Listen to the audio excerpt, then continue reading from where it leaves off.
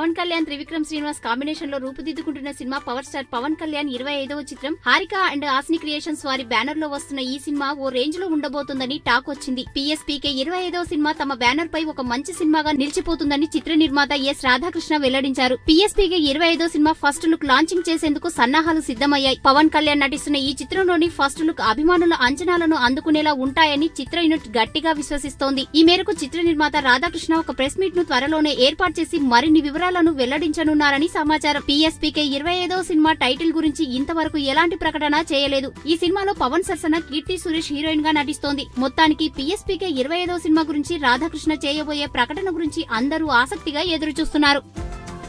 ఈ వీడియో గనుక మీకు నచ్చినట్టయితే లైక్ చేయండి, షేర్ చేయండి, సబ్స్క్రైబ్ చేసుకోండి.